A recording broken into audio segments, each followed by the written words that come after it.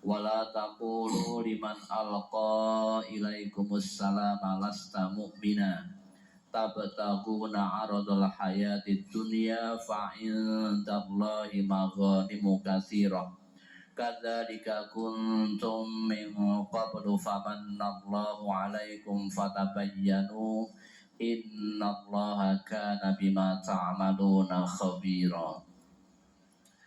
Hai orang-orang yang beriman, apabila kamu pergi berperang di jalan Allah, maka telitilah dan janganlah kamu mengatakan kepada orang yang mengucapkan salam kepadamu, kamu bukan seorang mukmin, lalu kamu membunuhnya dengan maksud mencari harta benda kehidupan di dunia. Karena di sisi Allah ada harta yang banyak. Begitu jugalah keadaan kamu dahulu, lalu Allah menganugerahkan nikmatnya atas kamu, maka telitilah. Sesungguhnya Allah Maha mengetahui apa yang kamu kerjakan.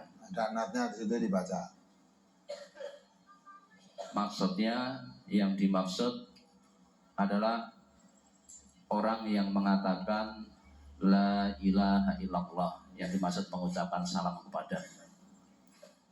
Jadi itu dalam peperangan. Supaya teliti. Peperangan itu memang membunuh halal dalam peperangan. Ya. Tapi kalau ada orang dah mau kamu bunuh, dia mengucapkan salam kepadamu atau mengucap la ilaha illallah, jangan terus dibunuh. Ya. Kamu menganggaplah ini hanya taktik ini. Patah ini terus muncul la ilaha illallah. Maka katakan oleh Allah supaya teliti. Jangan sampai kalau dia baca la ilaha illallah kamu bunuh, berarti kamu membunuh orang apa? Orang Islam. Haram membunuh orang Islam itu. Ya. Maka jangan asal, apalagi tertarik kamu membunuh ini untuk mendapat harta rampasannya, nah, lebih. Ya. Walaupun itu tidak kamu ucapkan, tapi Allah tahu. Mengapa orang sudah mengucap la ilaha illallah atau mengucap salam kepadamu, tetap kamu bunuh? Nah, ketika itu sampaikan kepada Nabi. Nabi sampai bertanya, apa kamu tahu tentang hatinya? Apa kamu tahu tentang hatinya? Berulang kali juga. Karena ketika ditegur itu, ya Rasulullah, itu hanya taktik. Sudah saya bunuh kemudian mengucap la ilaha illallah. Itu hanya taktik untuk menyelamatkan diri, maka tetap saya bunuh. Nabi tanya, apa kamu tahu tentang hatinya? Apa kamu tahu tentang hatinya? Sampai berulang kali ditanya. Orang mandek-mandek pertanyaan Nabi. Ya, kita tahu tuh bidohir, kalau sudah mengucap la ilaha illallah haram darahnya. Ya, nah, kalau kamu mengatakan itu hanya taktik, apa kamu tahu tentang hatinya? Ya, nah, maka supaya hati-hati, teliti kalau dia orang ya tadinya kafir, tadinya menjadi Islam, itu haram darahnya, nggak boleh dibunuh. Itu ibadah Islam itu. Ya, tapi sekarang susah ditemukan itu. Jelas sholat, tahu ngerti dia orang sholat, ya malah ya sering bersamaan dalam satu masjid dia sholat sering ketemu. Hanya karena beda golongan, bisa partai aja sampai hati kok membunuh begitu. Ngerti lagi Islam, golongannya beda, partainya beda. Nah, jadi kamu perang membela partai, ya itu bukan umatnya Nabi. Laisa mina, bukan umatku. Ya, Mankaila asobiatin, laisa mina, angkotala ala asobiatin. Yang membunuh atau berperang hanya akan membela golongan, itu tidak umat, tidak termasuk umatku. Ya kan? Jadi kalau kita membela golongan itu bukan umat Nabi. Ya, maka pembelaan itu untuk apa? Walillahi kalimatilah, menjulang tinggikan agama Allah. Dan yang kamu bunuh itu malah orang Islam, agama Allah sama dengan kamu bunuh. Nah, dosa. Maka walaupun dalam perang, supaya hati-hati, jangan mudah-mudah membunuh orang. Apalagi sudah mengucap salam kepadamu atau mau mengucap la ilaha illallah, kamu bunuh, dosa. Ya, apalagi Di dalam hadis disebutkan tidak akan masuk neraka seseorang yang di dalam hatinya terdapat seberat biji sawi dari iman, dan tidak akan masuk surga seseorang yang di dalam hatinya ada seberat biji sawi dari sombong. Kalimat sombong hanya seberat biji sawi menghalangi masuk surga. Ini mohon dijelaskan. kok hanya ini ya, hanya seberat biji sawi menghalangi masuk surga. Nah, sombong itu apa tuh? Sombong itu, ya, kata Nabi itu batorul haq wa ghamdun nas. Ya, sombong itu menolak kebenaran. Di samping dia menolak kebenaran, merendahkan orang lain, meremehkan orang lain. Maka Nabi juga mengatakan sombong itu adalah surbanku dalam hadits qudsi. Ya, surbanku, surban Allah. Jadi sombong itu pakaian kebesaran Allah. Maka mau siapa memakai sombong, berarti dia memakai pakaian kebesaran Allah. Pasti akan hancur, pakai celaka. Maka walaupun kamu sebesar, ya, biji sawi itu sebesar darah dalam sombongan tadi, tidak masuk surga. Iya, la yatulul jannata mangkana fi qalbihi mithqala dzarratin min kitrin. Tidak akan masuk surga barang siapa di dalam hatinya ada sifat sombong walaupun sebesar darah. Jadi menolak kebenaran. Sampai menolak kebenaran, dirinya merasa paling benar, merendahkan orang lain yang tidak sama dengan dia, dianggapnya ya orang lain tuh salah, yang benar paling benar saya. Nah, itu sombong. Nah, kalau ada perasaan begitu, walaupun sebesar darah, tidak akan masuk surga. Karena masuk surga, kesombongan. Nah, sombong itu watak setan. Ya, watak setan. Mengapa? Ketika Allah memerintahkan untuk sujud kepada Adam, untuk manusia, malaikat sujud. Tapi setan dia mau sujud. Kenapa? Sombong. Ketika ditanya, ma manaka alla tasjuda id amartuk. Apa yang menyebabkan kamu tidak mau sujud pada Adam? Ketika aku merintahkan kamu untuk sujud, dengan sombongnya dia menjawab, khalaqtani ana khairum minhu. Saya lebih baik daripada Adam. Alasanmu lebih baik apa? Khalaqtani min nar wa khalaqtahu min tin.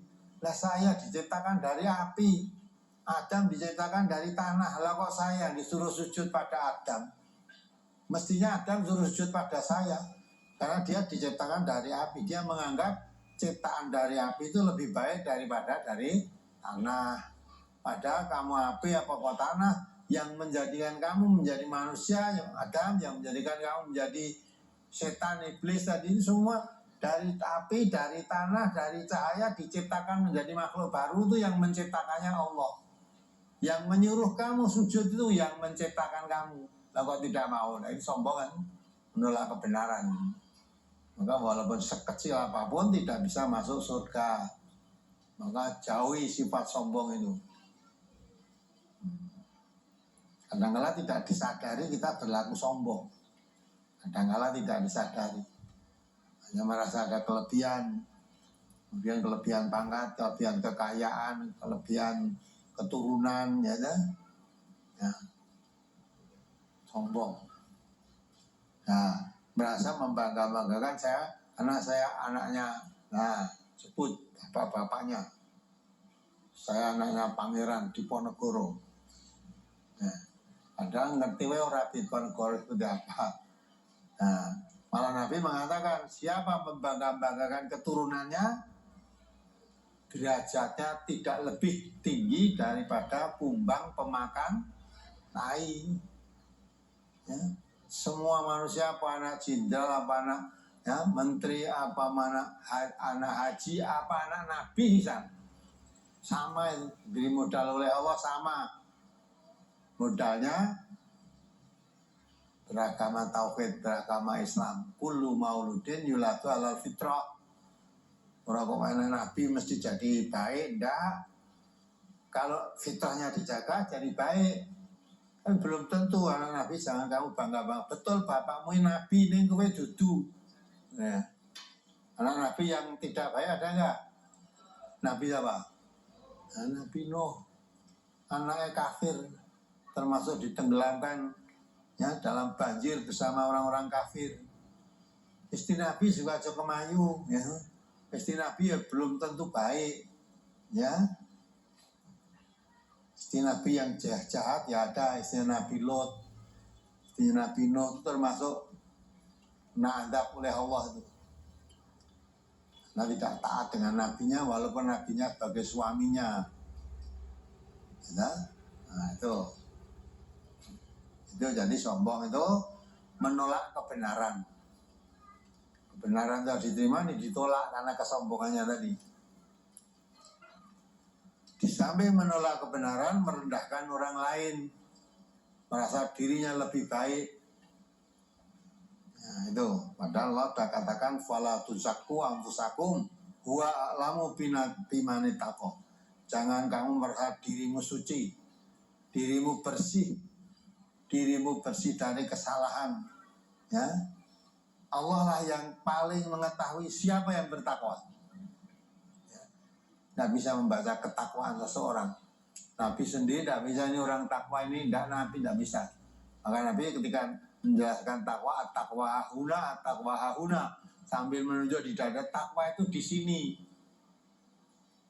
Bukan dilihat dari pakaiannya, bukan dilihat dari kopiahnya, bukan lihat bajunya, katanya bajunya orang nganggo kerahui jari baju takwa, ya. Baju takwa, ya kan? Baju koko loh, jadi ngarani baju takwa. Nah baju takwa sing mlebu swarga ya bajumu kuwi sampeyan. Sing diklambeni ora, wong sing diklambeni ora takwa kok. Maka untuk melihat orang takwa tidak bisa dilihat dari bleger pakaiannya, dari wujudnya manusianya, takwa di hatinya. Yang tahu hatinya itu hanya Allah. Nabi pun tidak tahu. Maka Nabi kemasukan orang munafik, Abdullah bin Ubay bin Salul itu dekat sama Nabi. Orang munafik itu bukan orang takwa. Allah yang menunjukkan tentang kemunafikannya. Apalagi apabila imam batal pada saat membaca Al-Fatihah sampai Maliki Yaumiddin, apakah imam pengganti meneruskan bacaannya tadi atau membaca Al-Fatihah dari awal? Dan apabila batalnya saat membaca surat, apakah surat tersebut boleh diganti dengan surat lain yang imam pengganti hafal? Dan bagaimana kalau bacaannya sir? Apakah imam pengganti membaca Al-Fatihah dari awal, Ustaz? Kalau imamnya batal, bacaannya jahar, ya tinggal kamu meneruskan nek iso. Ya, kalau ra iso ya ganti surat boleh. Nek Fatihah mestinya kan hafal. Ya, imamnya baca Fatihah bari Maliki Yaumiddin, dut ngentut. Imamnya metu langsung, penggantinya bacotkan. Iya karena butuh, iya karena stain. Terus orang tahu dengar Maliki Yaumiddin. Tapi kalau imamnya batalnya itu bacaannya sir, kamu nggak tahu sampai di mana, ya kan?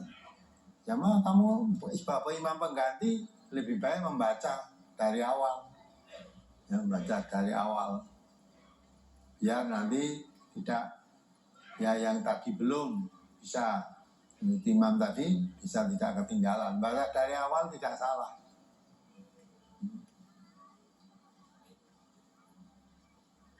Itu ya. Nah kalau apalagi surat bacanya jahar.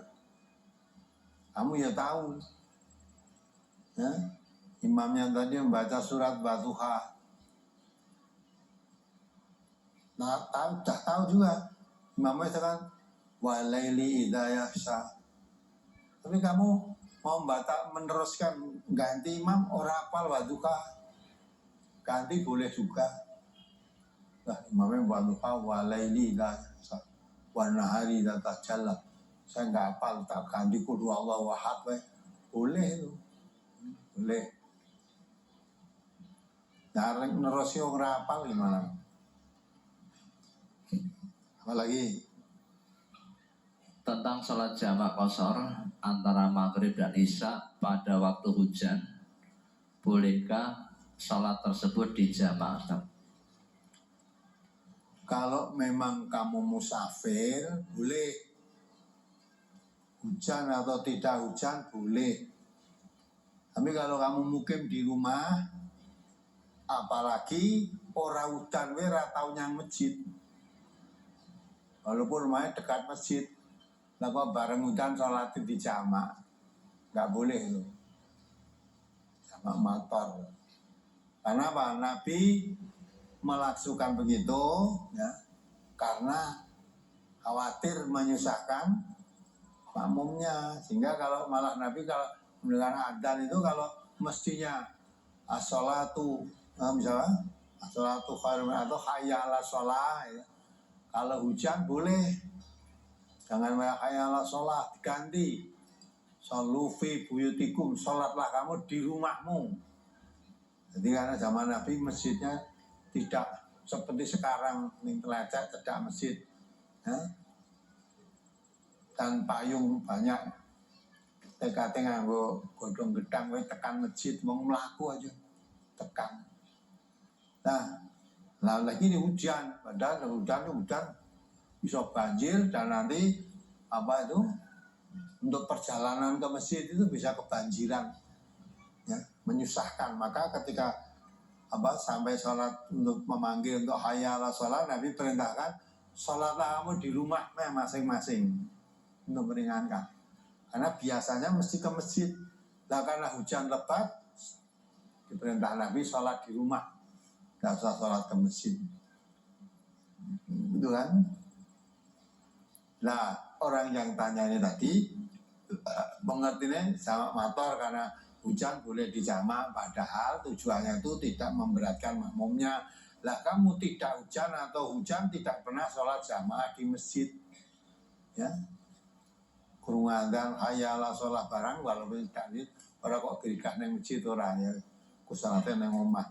Lah kok bareng hujan kelingan jamaah terus.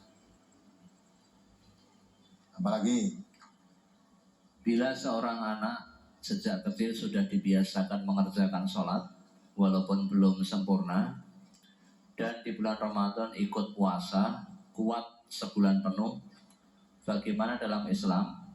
Apakah yang dikerjakan anak tersebut sudah dihitung mengandung nilai ibadah atau masih dianggap pupuk bawang yang tidak mendapat apa-apa? dapat itu mendidik anak. Nabi itu merintahkan, didik anakmu untuk belajar sholat ketika umur berapa? 7 tahun. 7 tahun apa ya wis mudeng. Ya, pendidikan. Orang tuanya yang mengarahkan, mendidik itu orang tuanya dapat pahala karena melaksanakan perintah Nabi. Kalau anak yang tidak sholat pun tidak dosa, tapi pendidikan. Mendidik, jangan wis ketika mengkecil saat mendidik kamu nggak didik, 7 tahun bulan ora tau diakon sholat, 10 tahun barang US ranggaka, bareng 17 tahun lagi kon sholat, ya, terus gak kenal. Nah, kalau 10 tahun belum sholat, pukul. Dengan sholat itu supaya keras. Nggak mau 7 tahun, ya kan 10 tahun kok masih belum sholat, boleh dipukul. Karena sholat itu penting. Sholat itu tiangnya agama. Tiang ibaratnya rumah, tiangnya rumah itu sholat. Kalau tiangnya dicabut, ambruk rumah itu. Maka siapa meninggalkan sholat, fakot kafarot jiharon, jelas-jelas dia orang kafir. Maka sholat supaya diupaini sejak kecil, mulai 7 tahun sholat, 10 tahun belum mau sholat dipukul, hanya agak peras pendidikan sholat itu jangan sampai diabaikan. Nah, maka kalau didik sholat itu orang tuanya yang menjaga fitrahnya, anaknya jangan sampai menyesal kemudian hari. Walaupun tadi belum tahu, tapi kalau sudah diajak, dibiasakan, lama-lama ini akan menjadi biasa. Nah, biasa atau pentingnya sholat, nah tambah pinter, tambah cerdas, pikirannya tambah, artinya mengerti gunanya sholat itu. Kalau kemarin hanya sekedar dimulai dari takbiratul ihram, diakhiri salam. Telah maju pikirannya, bertambah usianya, oh ternyata sholat itu tidak hanya sekedar diawali dengan takbiratul ihram, diakhiri dengan salam. Ternyata sholat itu bisa mencegah perbuatan keji dan mungkar. Inna sholata tanha anil fahsya wal mungkar. Jadi kalau sholat itu perbuatan keji tercegah, perbuatan mungkar tercegah. Sehingga orang sholat mestinya jauh dari perbuatan keji dan perbuatan mungkar. Karena memang fungsi sholat antara lain itu. Nah, dulu belum tahu gunanya, tapi disiplin melakukan sholat. Setelah tahu, lebih meningkatkan lagi, lebih serius lagi. Karena memang sangat penting sholat itu. Ya, apalagi? Di beberapa ayat dalam Al-Quran ada beberapa kalimat tentang zalim. Di antaranya Quran Surat Ali Imran ayat 192, Al-Furqan ayat 37 dan sebagainya. Apa definisi dan kategori zalim itu? Siapakah yang dimaksud orang yang zalim itu? Bagaimana kita menghindari sikap atau sifat zalim? Zalim itu lawannya dari adil. Adil itu wad'u syai'in fi mahalihi, menempatkan sesuatu pada tempatnya. Dan zalim itu kebalikannya dari adil. Ya, Allah menciptakan manusia, wa ma khalaqul jinna wal insa illa liya'budun. Allah menciptakan manusia itu untuk dan jin ya, supaya beribadah, menghambakan diri kepada Allah. Maka orang yang menghambakan diri kepada Allah sebagai hamba Allah, mengabdikan diri hanya kepada Allah, itu orang yang berlaku adil. Tapi kalau orang diciptakan Allah untuk beribadah, waktu itu sudah menyatakan diri sanggup, lah kok setelah dewasa, tak gede, tidak mau sholat, itu orang zalim. Menempatkan sesuatu bukan pada tempatnya. Beribadah kepada selain Allah, zalim. Nggak termasuk perbuatan syirik, itu buat kedzaliman yang besar. Inna syirka la dzulmun adzim. Menyembah selain Allah itu suatu kedzaliman yang besar. Karena kedzaliman yang besar, maka Allah tidak mengampuni dosa syirik, itu tidak mengampuni. Karena itu kedzaliman yang besar. Ya. Jadi maka supaya kita menempatkan diri pada tempat yang semestinya. Kalau saya sebagai hamba Allah mau sholat, ya, menghambakan diri pada Allah, menyembahnya pada Allah, jangan kepada yang lain. Kalau kamu menyembah kepada selain Allah, kamu zalim. Yang suatu kedzaliman yang besar itu. Nah, itu pengertian zalim. Jadi zalim itu lawannya dari adil. Tingkatannya adil kan ngetung apa yang podo, berada. Tidak podo ya tidak adil ya zalim namanya. Tapi tidak hanya sekedar membagikan makanan atau memberikan jatah aja, bukan sekedar itu. Luas. Kalau kamu menempatkan sesuatu bukan pada tempatnya, itu zalim. Kamu sebagai hakim tahu ini salah, ya. Tapi karena ada hubungan famili, ada hubungan saudara, hubungan baik dengan saya, walaupun salah dinyatakan benar. Ya lawannya tadi sebetulnya kamu tahu itu benar. Itu benar. Tapi karena tidak memberi apa-apa pada saya, dinyatakan salah. Nah, maka Nabi kita mengatakan hakim itu ada 3. Yang 2 masuk neraka, yang masuk surga hanya 1. Siapa? Nah, yang satu itulah yang dia mengerti kebenaran dan dia memutuskan sesuatu dengan benar, dengan adil, lah itu masuk surga. Yang dua tadi tahu kebenaran, tapi dia memutuskan secara dolim. Sing bener malah disalahke, sing salah malah dibenarkan. Yang kudune dihukum sing salah malah sing dihukum sing benar. Ada nggak yang dibenar dihukum? Ada. Zaman Nabi Yusuf itu benar, ya benar.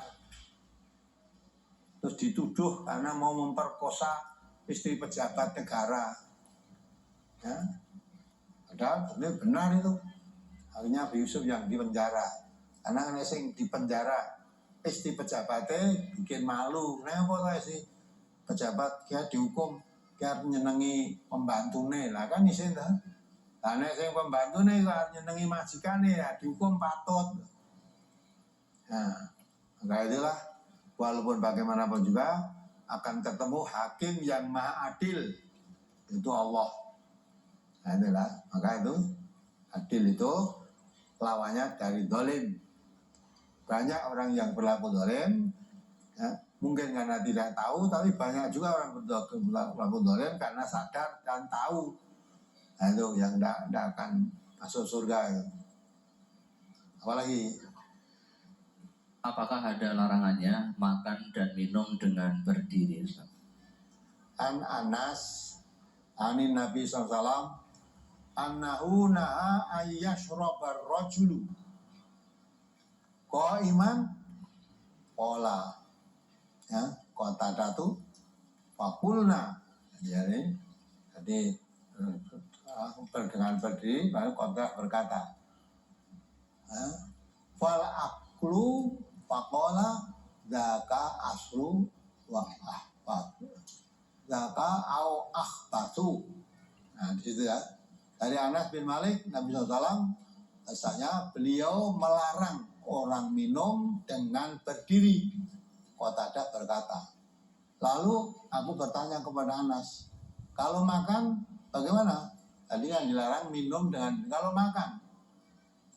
Anas menjawab, yang demikian itu lebih buruk atau lebih keji daripada minum tadi. Hadis riwayat Muslim, hadis riwayat Muslim juz 3 halaman 1600. Ya, kita makan minum berdiri itu tidak boleh. Dan makan lebih buruk kan. Minum ini segentar berdiri. Cuma sebentar minum lepas hilang. Nah, makan malah melaku. Itu lebih buruk. Ada orang minum dengan berdiri dengan tangan kiri, tangannya padahal dikandani kamu minum makan dengan tangan kiri itu, ya, makanya setan. Kalau setan tuh makan minum dengan berdiri. Kamu manusia tapi lebih suka mengikuti setan. Padahal Allah mengatakan wala tatabi'u khutuwatis syaiton innahu lakum aduwwum mubin. Ya toh? Jangan kamu ikuti langkah setan. Setan itu musuh yang nyata. Karena musuh jangan pernah berkompromi, berkawan, bersahabat dengan setan. Ya, kalau kamu manusia ya termasuk makan minum aja mengikuti setan. Nah, mungkin kamu ngata, oh tangan-tangan ya mlebu cangkem, kiwa ya mlebu. Sing penting ora tekan cangkeme yo ora. Caramu makan minum itu kalau cara Islam memakai tangan kanan dan kiri. Tangan kiri. Ya, enggak atur, Islam itu diatur. Kabeh diatur supaya mendapat nilai ibadah dan pahala. Bener. Mangan nggo tangan kiri ya tekan cangkem. Minum tani tekan. Lah kenapa kowe duwe tangan kanan mbak nggo tangan kiri? Rekosane apa? Tangan kanan ya diberi, kecuali kalau tanganmu sakit tidak bisa untuk sakit lah. Nah, apa kanan bisa, kiri ada. Kanan dianjurkan oleh Rasulullah, diperintahkan, lah kok malah pilih kiri. Jadi menolak kebenaran lah, sombong tadi lah. Menolak kebenaran. Maka semaksimalnya kalau tuntunan kebenaran jangan ditolak lah. Walaupun sekecil apa kalau itu diperintahkan mesti membawa manfaat. Sebaliknya kalau itu yang tidak baik dilarang oleh Rasulullah atau oleh Allah, sekecil apa mesti membawa akibat yang tidak baik.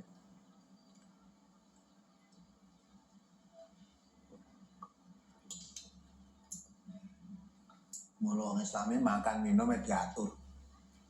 Orang kafir tidak. Makannya seperti makan binatang ternak juga. Coba dibaca surat Muhammad ayat 12 itu. Surat Muhammad nomor surat 47 ayat 12. Innallaha yudkhilul ladzina amanu wa amilus solihati jannatin tajri min tahtihal anhar walladzina kafaru yatamatta'una wa yakuluna kama ta'kulul an'am wan naru maswal lahum. Sesungguhnya Allah memasukkan orang-orang yang beriman dan mengerjakan amal soleh ke dalam surga yang mengalir di bawahnya sungai-sungai. Dan orang-orang yang kafir itu bersenang-senang di dunia dan mereka makan seperti makannya binatang-binatang, dan neraka adalah tempat tinggal mereka. Ya, makanya seperti makannya binatang-binatang. Maksudnya kok makan dedak, makan daun-daunan, makan bukan makan binatang, maksudnya makannya tidak mengenal ini halal atau haram, pokoknya seleranya mau udah makan tanpa pikir ini halal atau haram. Maka nanti punya siapa, punya saya atau punya siapa. Nah, maka itulah yang penting makan, mau makan, tidak mau tidak makan, tidak ngerti halal haram. Nah, kalau orang Islam enggak, orang Islam itu perintah makan oleh Allah, makanan ya suruh makan yang halalan thayyiban. Kalau orang kafir tidak mengerti halalan thayyiban, yang penting saya senang makan. Nah, gitu. Maka semua beda, aturannya beda. Orang Islam dan tidak Islam mesti ada beda. Yang diatur, kalau yang Islam itu diatur, yang tidak Islam tidak diatur, sakarmu dah. Mudi hawa nafsunya. Apalagi Apa maksud dari hadis? Jika seseorang dari kalian sedang sholat dengan meletakkan sutroh di depannya, lalu ada seseorang hendak lewat, maka bunuhlah, sebab dia itu tidak lain hanyalah setan. Hadis riwayat Bukhari dan Muslim. Mohon penjelasan hadis tersebut. Jadi hadis itu menerangkan larangan orang lewat di depan orang sholat, maka supaya diberi sutroh. Sutrohnya pembatas. Saya sholat menghadap ke sini, ya, maksudnya adalah ini di sutroh batas. Kalau lewatnya di sini, ini setan. Dicegah, kalau tidak mau cegah pukul. Tapi kalau lewatnya di sini tidak apa-apa. Sudah di luar batas. Nah sekarang sudah pakai sutroh, umumnya memakai sajadah, lah batas sajadah habis sajadah itulah itu sutrohnya. Kalau keluar di luar sajadah sana, tidak apa-apa. Tapi kalau ngita-ngita sajadah, lah itu setan. Sajadah gue sholat, ngita-ngita nenggon sajadah ini, nah itu setan itu. Dicegah, kalau mau, tidak mau dipukul. Tuh. Karena itu setan. Ya, nah kalau tidak ada sajadah ya sutroh, kalau zaman Rasulullah memakai tongkat, bisa ditancapkan di depannya. Ya, sampai depan zaman Nabi masjidnya masih lantunya pasir, dituncepi tongkat itu ya iso, kita ra iso maka diberi batas. Jadi surat itu batas. Jangan sampai orang lewat di depan orang sholat masih di lingkaran sajadah, itu masih di lingkaran sutrohnya dalam batas orang yang sholat. Kalau di luarnya, luar sutrohnya tidak apa-apa. Ya, apalagi Tentang haid yang dimaksud mengenapkan 7 hari itu bagaimana Ustaz? Misalnya haid hari Kamis siang, cara menghitungnya apa menunggu Kamis masuk waktu maghrib berarti Jumat dihitung 1 hari mulai hari Jumat. Karena haid saya tidak tentu, kadang 6 hari, kadang 7 hari, dan kadang juga lebih daripada itu. Jadi dihitung hari, semua dalam perhitungan dalam Islam itu dihitung bulan Komariah, bukan bulan Syamsiah. Kalau pergantian bulan Syamsiah itu mulai gantinya nanti jam 12 malam itu kan, jam 00 itu loh, jam 12 malam baru nanti hari berikutnya. Tapi kalau bulan Komariah, begitu matahari terbenam itu sudah hari berikutnya. Ini hari Ahad, nanti matahari terbenam itu sudah dihitung hari Senin, orang kok malam Senin, hari Senin. Nah, dan nanti kalau menjelang maghrib itu masih dihitung hari Ahad. Pokoknya begitu matahari terbenam sudah dihitung hari berikutnya. Maka kalau datang bulan haid tadi nanti jam 5 hari Ahad ini, hari Ahad itu sudah dihitung. Ya, hari Ahad sudah dihitung. 7 hari berarti Ahad, Senin, Selasa, Rabu, Kamis, Jumat, Sabtu. Akhirnya hari Sabtu. Sabtu waktu maghrib itu sudah selesai 7 hari. Kalau datang bulannya pas, nanti menjelang pas matahari terbenam, masuk waktu maghrib itu sudah dihitung hari Senin. Nanti kalau 7 harinya ya Senin, Selasa, Rabu, Kamis, Jumat, Sabtu, Ahad. Ahad sampai matahari terbenam lagi, sudah 7 hari. Maka kalau biasa datang bulannya itu kadang 3 hari, kadang 4 hari, 5 hari, kadang sampai 7 hari. Maka genapkan sampai 7 hari. Ya. Sekalipun 4 hari sudah merasa bersih, karena kadang-kala biasanya itu 7 hari, genapkan sampai 7 hari. Nah, sampai 7 hari kok biasanya udah bersih, kok masih keluar lagi. Nah, itu darah istikhadah. Kalau udah biasanya 7 hari kok tanpa apa-apa kok 8 hari mungkin istikhadah. Istikhadah itu bukan darah haid tapi darah penyakit.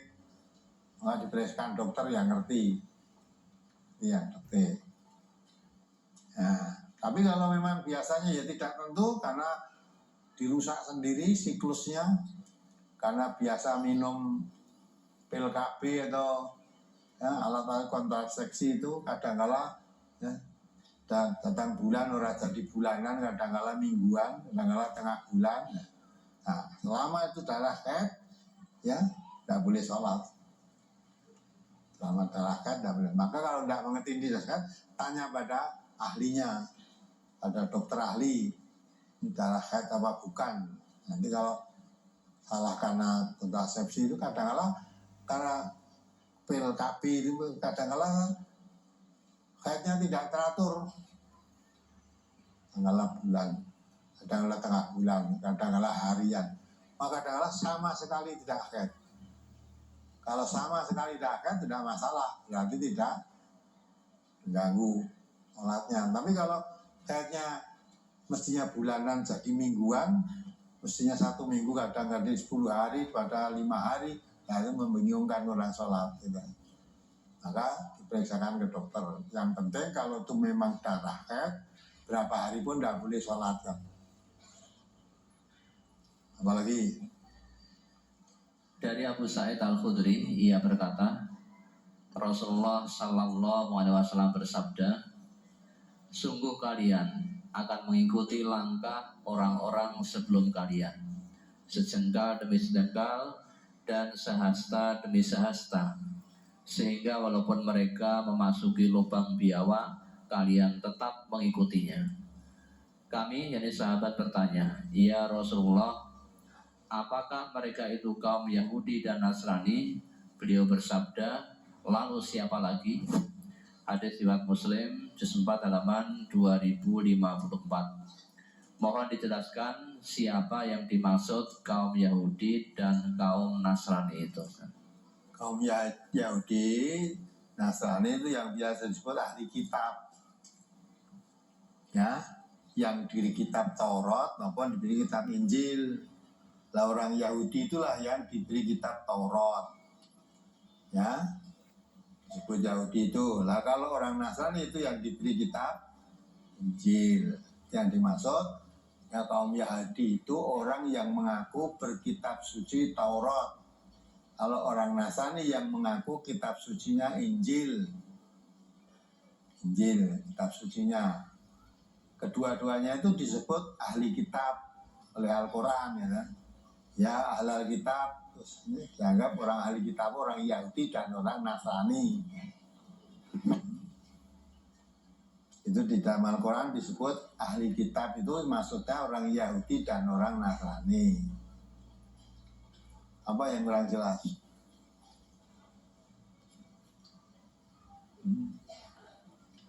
Nah orang Yahudi, orang Nasrani ya, kalau orang Yahudi itu mengakui Tuhan itu punya anak. Anaknya Tuhan kata Yahudi siapa? Uzair. Kalau orang Nasrani juga menganggap Tuhan punya anak. Anaknya siapa? Isa. Nah, berarti Yahudi dan Nasrani mempunyai anggapan Tuhan punya anak, sama menganggap punya anak, hanya anaknya beda. Kalau Yahudi menganggap anak Tuhan namanya Uzair, anaknya Tuhan menurut Nasrani namanya Isa. Kalau menurut Isa anaknya Tuhan itu siapa? Siapa anaknya Tuhan? Ya, kamu orang Islam malah bingung. Wong Yahudi Quran menerangkan sehingga Yahudi punya anak namanya Tuhan. Tuhannya Yahudi punya anak namanya Uzair itu neraka Quran. Orang Nasrani mengatakan punya anak, Tuhan punya anak namanya Isa itu yang mengatakan Quran. Nah kamu orang Islam tak tanya kalau anaknya Tuhan siapa? Ya? Muhammad. Kan Tuhan kalau orang Islam itu punya keyakinan Tuhan itu lam yalid walam lah tidak berputra dan tidak diputrakan. Jangan tanya bapaknya Tuhan itu siapa, anak Tuhan itu Tuhan tidak punya bapak, tidak anaknya, tidak punya anak.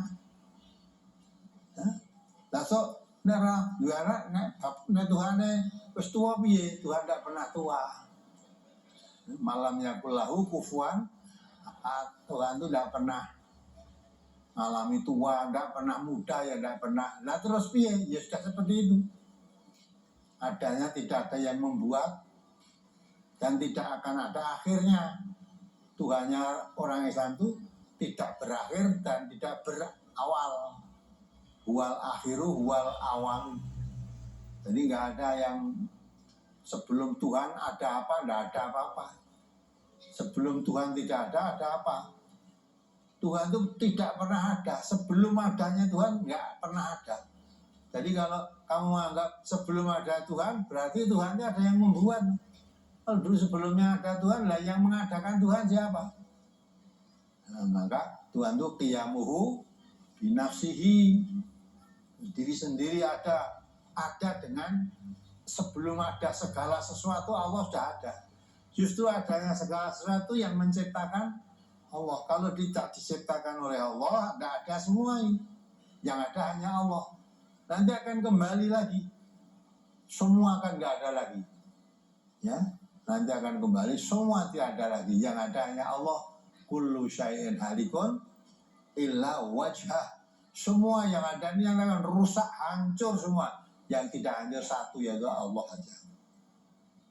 Coba dibaca ayatnya ya. Anaknya Yahudi, Tuhan menganggap Yahudi punya anak. Coba dibaca surat Taubat ayat 30 itu. Surat At-Taubah 109 ayat 30. Wa qalatil yahudu Uzairun ibn Allah wa qalatin nasara al-masih ibn Allah zalika qawluhum bi afwahihim yudahi'una qawlal ladzina kafaru min qabl qatalahumullah anna yufakun. Ini yang memfirman ini Allah ya, yang mengatakan Tuhan punya anak menurut Yahudi itu Uzair itu bukan saya, Allah dalam surat Taubat ayat 30. Terus perhatikan. Orang-orang Yahudi berkata, Uzair itu putra Allah. Dan orang Nasrani berkata, Al-Masih itu putra Allah. Demikian itulah ucapan mereka dengan mulut mereka. Mereka meniru perkataan orang-orang kafir yang terdahulu. Dilaknati Allah lah mereka. Bagaimana mereka sampai berpaling? Nah, bagaimana sampai mereka berpaling menganggap Tuhan punya anak, padahal dia diberi kitab suci namanya Taurat, Allah yang memberi, diutus kepada mereka, ya, Rasul namanya Musa mengajarkan kepadanya bertuhan itu hanya Allah, tidak ada Tuhan selain Allah, ya. Kepada lewat Nabi Isa juga begitu. Isa pun menyatakan Rabbi wa Rabbukumullah, Tuhanku dan Tuhanmu itu sama, yaitu Allah. Tuhanmu ya Allah, Tuhanku ya Allah. Jangan kamu mempertuhan aku, Tuhanku, Tuhanmu sama, yaitu Allah. Rabbi wa Rabbukumullah. Nah, sama.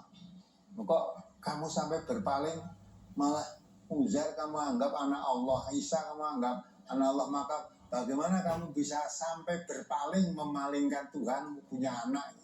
Nah, itu kata-kata orang kafir zaman dahulu. Orang kafir itu mengira-ira terus menganggapan malaikat-malaikat itu putri-putrinya Allah. Ya? Padahal putri itu paling dibenci zaman jahiliyah itu kalau punya anak putri, wah sudah malu. Kubur hidup-hidupan. Kalau punya anak laki-laki dibangga-banggakan. Nah, maka putri-putri tidak mau mengaku itu anaknya di putri itu dianggapnya anaknya Allah. Jadi para malaikat menganggap malaikat itu putri-putri itu anaknya Allah. Nah, dia tidak suka anak putri, ditempelkan dengan Allah itu anak-anak Allah. Nah, semua itu hanya menurut angan-angan kosongnya. Maka yang digabung dalam Al-Quran itu yang disebut ahli kitab itu orang Yahudi dan orang Nasrani. Dalam Al-Quran disebutkan orang Yahudi itu orang yang menganggap Tuhan punya anak namanya Uzair. Orang Nasrani menganggap Tuhan itu punya anak namanya Isa Al-Masih. Nah gitulah.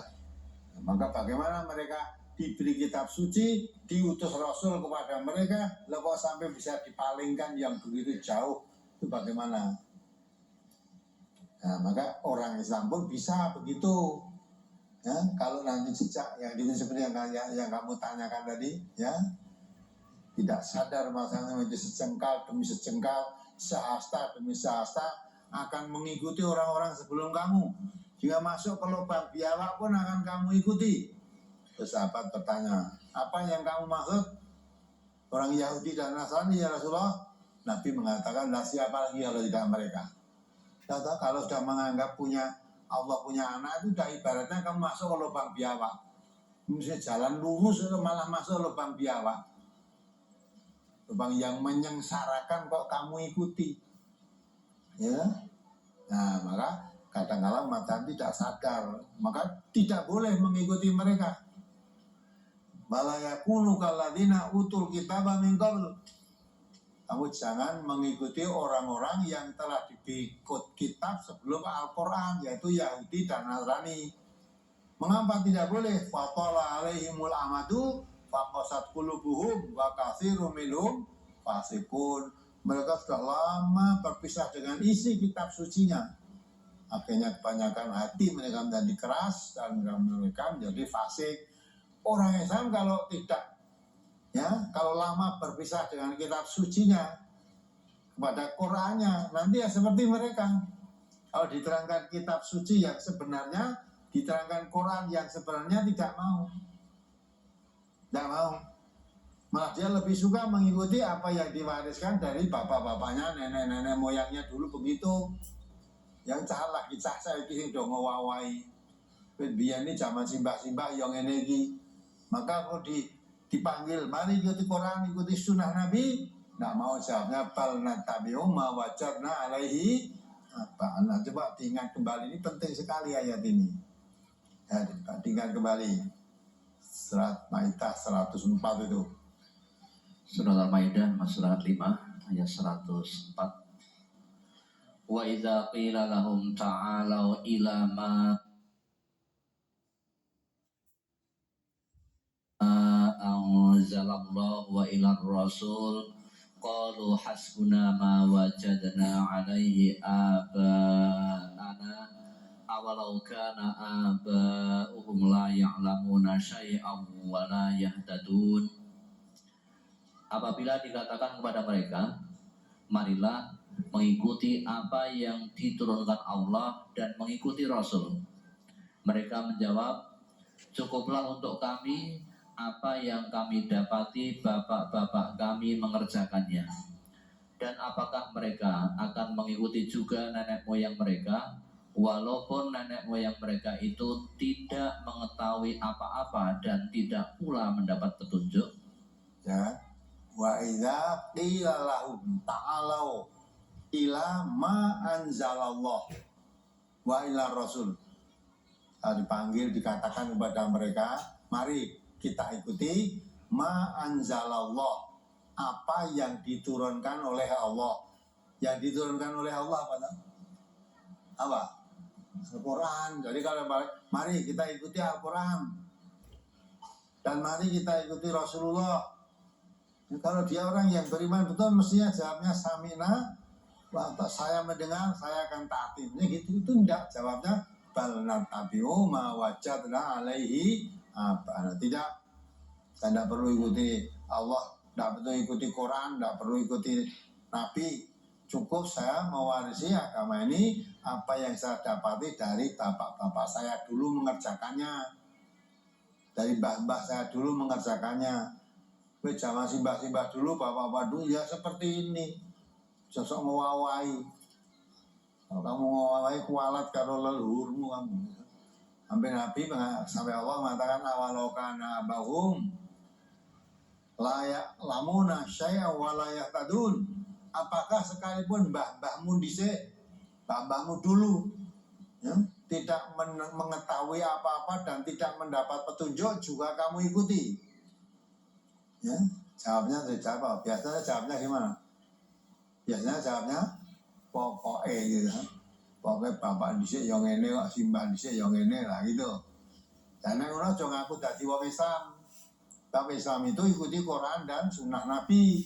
Kalau kamu mengikuti bapak-bapakmu ngaku ya agama nenek moyang gitu. Aja ngaku agama Islam. Ya, agama mbah dhisik yang ngene. Waduh ya begini ya sudah. Mau apa lagi kalau begitu? Maka alhamdulillah dengan dibukanya Al-Quran ini, warisan dari mbah-mbah dulu, bapak-bapaknya dulu banyak yang dilepaskan. Itu sampai 3 lemari besar itu. Kan warisan dari mbah-mbah itu. Kalau sini ada, nanti ada enggak itu yang jelas? Belum ada. Ini warisan dari mbah. Ini katanya itu Kiai Tani yang ngikuti nanti apa itu sawai jadi subur. Ada lagi Kiai Brojol, ya. Ada lagi Kiai Poleng, macam-macam itu warisan dari baik. Nah, walaupun yang salah ya karena butuh, ya karena stain, ya. Tapi nek kepengin dua anak gampang brojole nganggo Kiai Brojol kuwi. Ya. Nek kepengin ya sawai lemu-lemu tandurane lah nganggo Kiai Tani. Sekarang Kiai Tani sudah diletakkan di sini, brojolnya ada ke sini juga. Maka di lemari itu banyak Kiai Tengkleler. Tani, Kiai Brojol, Kiai Poleng, masih ada Kiai apa itu nanti rapal saking akeh. Nah itu dulu juga yang memulai orang Islam, yang muri-uri itu, ya. Nah, karena saking lama berpisah dengan kitab sucinya, diajari dengan kitab Al-Quran, diajari hadis Nabi pun tidak percaya, cukup menerima warisan dari bapak-bapaknya dulu itu. Malah ada dia tolak angin barang tuh. Nah, jadi tolak angin. Jadi kalau ada angin ribut itu dipasang loh, wadah. Apalagi? Ke pertanyaan langsung. Ya, baik. Ya, mudah-mudahan bisa dipahami ini ya. Ya, sebelum bertanya langsung, saya ucapkan selamat datang dari saudara-saudara kita ya. Dari Pontianak, Lampung ada 3 orang. Dari Comal, Magelang, 135 orang. 2 bis dan 3 mobil. Dari Wonosobo 3 mobil. Dari Bangunsari Pacitan 2 bis dan 1 mobil. Dari Semanung Gunung Kidul 1 bis. Dari Kota Semarang 35 orang. Dari Paron Sinengawi 2 bis. Dari Kandangan Keranggan Temanggung 1 bis 3 mobil. Mohon izin rombongan Comal dan Ngawi akan berkunjung ke Ponpes MTA ya, silakan nanti ya. Di Comal dan Ngawi mau kunjung ke Ponpes MTA silakan. Ya. Tapi sudah memberitahu ke Ponpes belum ini? Ya. Sudah memberitahu. Ya, sudah. Kalau tidak beritahu itu ya, pengasuh Ponpes sana bingung ya, karena kalau rombongan-rombongan datang ini nanti kan menjelang siang mesti ya lapar, butuh makan siang kan. Nah, karena pondok sana menyiapkan makan siang bersama dengan orang-orang kampung, suruh menyiapkan nasi-nasi bungkus ya. Tapi nanti tamu-tamu yang makan ini disiapkan di kantin, nanti bayar ya. Dan yang bayar masa tak pondok bang ngopeni tamu, ada 1.000 orang. Maka alhamdulillah berkah. Jadi ada kerjasama dengan orang-orang kampung yang menyediakan nasi. Itu orang kampung pun tidak dipesan kalau jangan ada daging ayam, tanya sembeliannya gimana. Kalau sembeliannya tidak meyakinkan halalnya tidak boleh. Sembelian harus halal. Sampai di sana nanti disediakan kepada kantin dah. Yang makan diambil sendiri nanti masing-masing 1 bungkus nilainya berapa, di sana sudah ada yang ngatur. Ya, mudah-mudahan berkah. Ya, boleh, mari pertanyaan langsung. Silakan disebutkan nomor mic-nya dulu. 36, 15, nomor 5, Nomor 11, 13, nomor 5, 13, 14, Mas. 11. 36. Ya. Jadi kita sampaikan yang pertama dulu ada 16, 15, 17, 5. Nanti kalau masih ada waktu baik 12, 14, 36. Silakan dimulai dari penanya nomor mic 16 yang nomor 15 persiapan. Assalamualaikum warahmatullahi wabarakatuh. Waalaikumsalam warahmatullahi wabarakatuh. Derek nepangaken kula Mahmudi saking cabang Melati. Oh, Melati Sleman. Nggih. Yang akan saya tanyakan adalah tentang SHU dari Koperasi Simpan Pinjam, Ustaz. Ya. Ya. Koperasi Simpan Pinjam itu terjadi karena semua anggota mengumpulkan modal, kemudian dikembangkan bersama dengan cara nanti memberikan sekian persen tambahan begitu. Kemudian setelah akhir tahun biasanya terus dibuka, kemudian yang dinamakan SHU, simpanan hasil usaha gitu. Ya. Sisa hasil usaha. Tapi kemudian ada yang mengatakan bahwa itu bukan sisa hasil usaha, tapi itu adalah sisa hasil riba. Nah, ini mohon untuk pencerahannya. Tapi kalau di keluarga saya ini modelnya seperti ini, mengumpulkan modal, kemudian dipinjamkan bersama, tambahannya itu merupakan nanti untuk pengembangan koperasi itu dengan cara memberikan tambahan secara sukarela. Matur nuwun. Assalamualaikum warahmatullahi wabarakatuh. Waalaikumsalam warahmatullahi wabarakatuh. Itu boleh, bagus itu. Ya, kalau dipinjamkan modal bersama dengan dipinjamkan, bagi yang meminjam sebenarnya adalah dipersilakan memberi tambahan sukarela. Artinya sukarela itu ya tidak ada ketentuan, ya. Apalagi kalau itu tuh usaha. Nah, dia usaha ada hasilnya lebih banyak, mungkin memberikan tambahan banyak. Ya, kalau tidak ada hasilnya mungkin tidak memberi. Nah, kalau meminjamnya tadi untuk biaya anaknya atau bahkan di rumah sakit, ya, sudah uang membiayai di rumah sakit saja utang tadi kan, utang koperasi tadi ya, maka nanti tidak usah beli tambahan, uang ini utang untuk biaya rumah sakit. Tapi untuk usaha tadi ya boleh lah itu, tetapi tidak ada ketentuan berapa persennya, karena usaha itu juga hasilnya belum tentu berapa persen. Tapi bagi yang mendapat hasil lebih banyak, dia akan memberikan ya tambahan tadi yang lebih banyak. Yang kebetulan untuk malah rugi ya rasa beri tambahan itu bagus, boleh begitu. Namanya tahun tolong menolong.